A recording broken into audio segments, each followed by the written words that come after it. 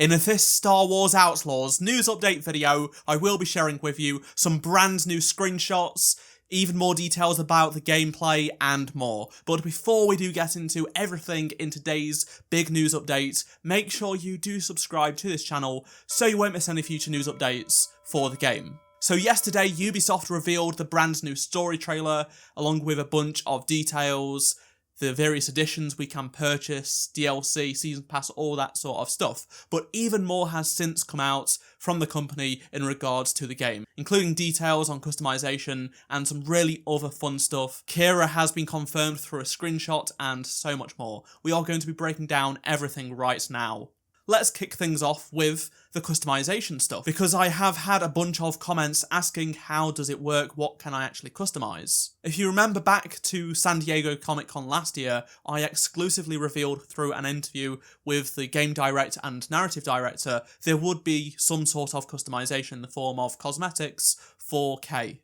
Here on the Star Wars Outlaws Discord, Ubisoft officially confirmed that you will be able to customize your ship, speeder bike, as well as her outfits. We also know through cosmetic packs that Nyx can also have some customization as well. For Kay's outfits, you will have gear slots for chest, holster, and pants. Each outfit will have gameplay impacts, and transmogrification will be present, so you can wear an outfit you love whilst getting the gameplay boost that most suits your playstyle. So that is fantastic to hear. I know many people will really be happy with hearing that.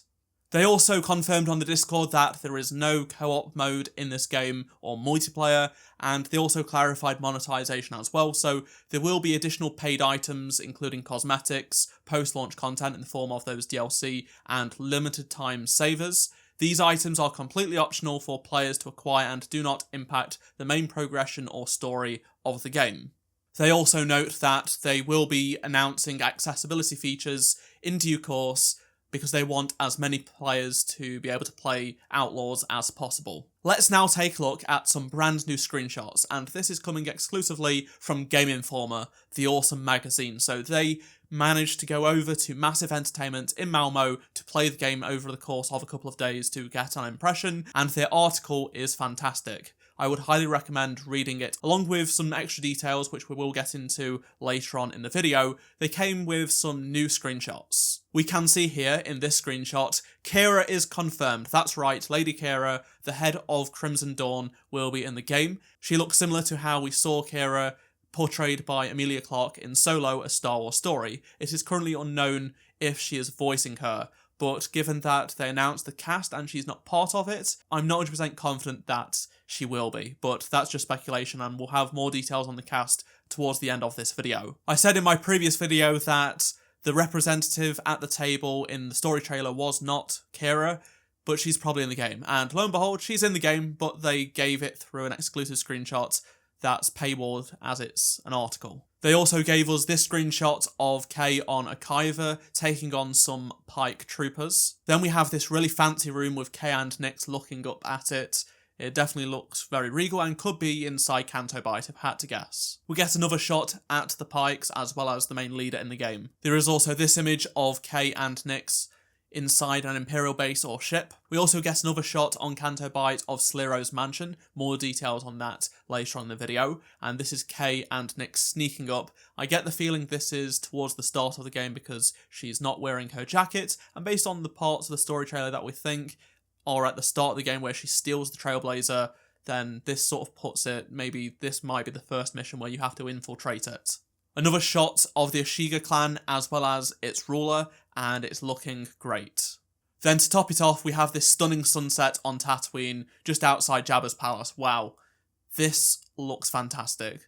Really awesome job from the artists at Massive here. Now let's take a look at some additional images for the game. Not entirely screenshots, but they are images of content in the game.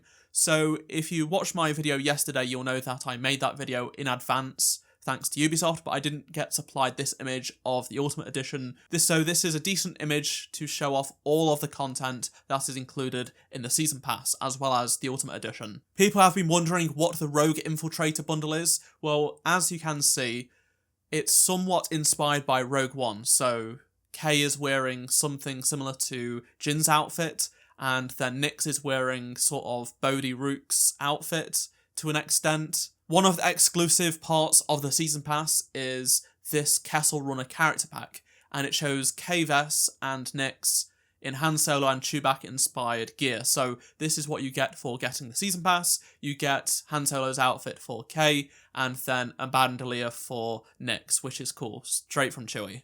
To the left of the Rogue Infiltrator bundle, there is the Sabacc Shark bundle, which includes Lando Calrissian-inspired cosmetics. So we have Lando's Empire Strikes Back attire for K, as well as Nyx wearing Lobot's headset. And then we have quite a colourful look for the Trailblazer and Speeder. The Trailblazer is mostly orange. I think people will be very happy with this, even though it's not inspired by Lando's Solo Millennium Falcon, which I think people may have preferred in some way. And then we also have a blue and orange Speeder. As for the Season Pass, we don't have actual images or any information on the story packs, but we do have information on the Day 1 Jabba's Gambit mission. Well, it's less of information, but rather this image, and this is a high-resolution image of the artwork, and it shows Jabba behind K and ND5 and Nyx. It seems like they're on Tashara in that stance, fighting various enemies, but behind them, it's Jabba's palace. There's a scout trooper involved as well. It will be interesting to see how different this is from the story stuff you can do with Jabba and the Hutt Cartel. There is also a much better image of the pre-order bonus, which is the Kessel Runner ship pack. So as you can see, this is an in-game screenshot of the cosmetics for the Trailblazer as well as the Speeder, and you get another look at it. Honestly, the Trailblazer looks much better when viewed from this angle, in my opinion. There is also some additional pre-order bonuses that I want to make you aware of. So Target in the US has this exclusive steelbook, which is the Ultimate Edition artwork. Even though you can't actually get the Ultimate Edition physically, you can get this steelbook free of charge with any pre-order you make of Outlaws at Target in the US. So that's a cool addition. We're unsure if this will make its way out to other regions at this moment in time, but this is what you'll get for free, which is a nice touch.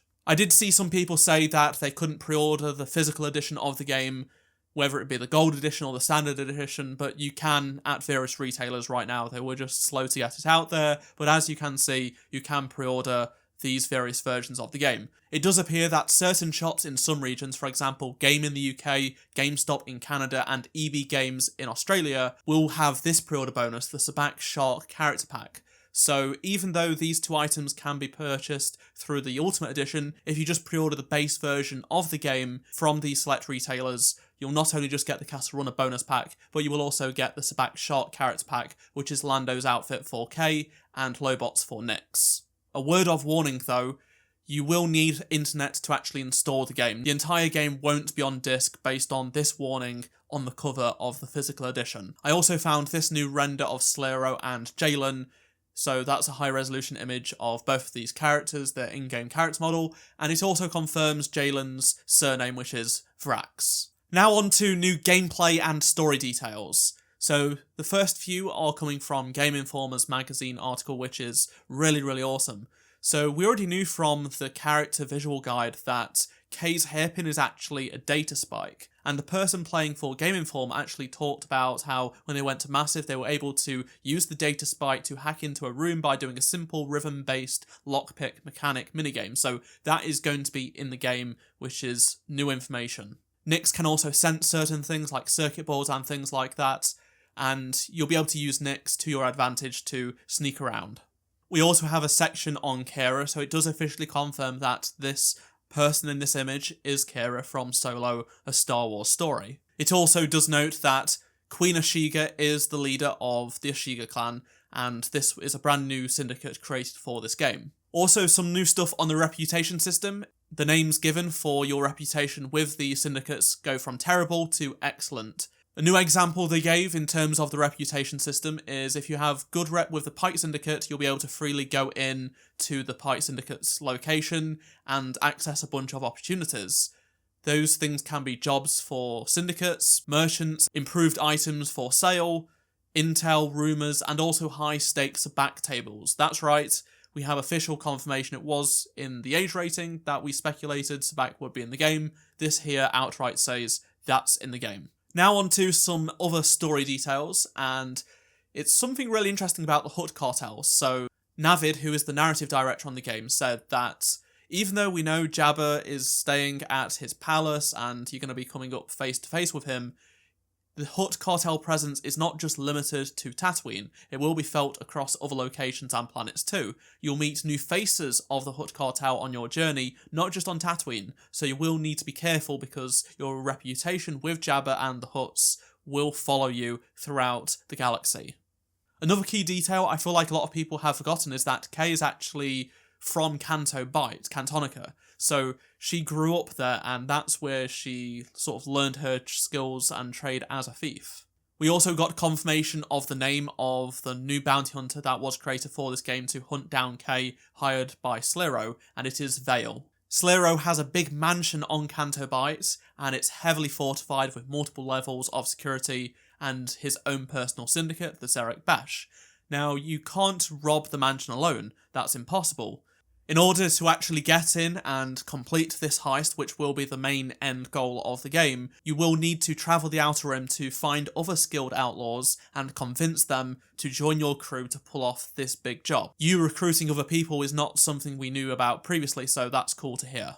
Julian Geraghty, who is the game director on this game, said he's actually doing a lot of playtesting the game right now. He also talked about how on Akiva there is this really awesome cantina that they've created called the Alcazar.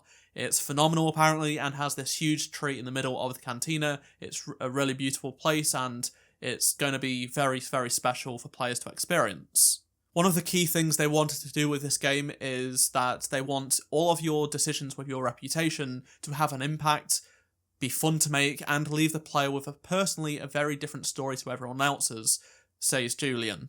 Now on to the cast for the game. So we already knew of Humbly, who is playing Kay, as well as D. Bradley Baker of Clone Trooper fame voicing Nix, along with Jay Rincon, who plays ND5. We also learned the talent behind Sliro, who is Kalen Byrne, Jalen is voiced by Eric Johnson, and Vale is voiced by Mercedes Morris. It doesn't stop there with the Outlaws news though, because there is actually going to be a way to get the game for free, and this is a new promotion that was just launched yesterday. So Intel and Ubisoft have partnered up to get you a free copy of Star Wars Outlaws with each purchase of an Intel 14th gen processor, be it an i5, i7 or i9 model. So sure, you have to go out and buy a new processor, but if you were planning on doing so, or you need to end up getting one before the game does come out, then you're going to be able to get Outlaws for free. This promotion does end on the 31st of July, so you have until the 31st of July, to get Star Wars Outlaws for free by purchasing a 14th gen Intel processor. Apparently, the game is also optimized for Intel processors as well. That was a lot of information, and I would love to hear your thoughts on anything I've talked about in this video, so please do let me know down in the comment section below. If you enjoyed this video, please do drop a like. Subscribe so you don't miss any future Star Wars Outlaws videos. Click on the playlist on screen right now if you did miss any of them, and I shall see you in my next video. Goodbye.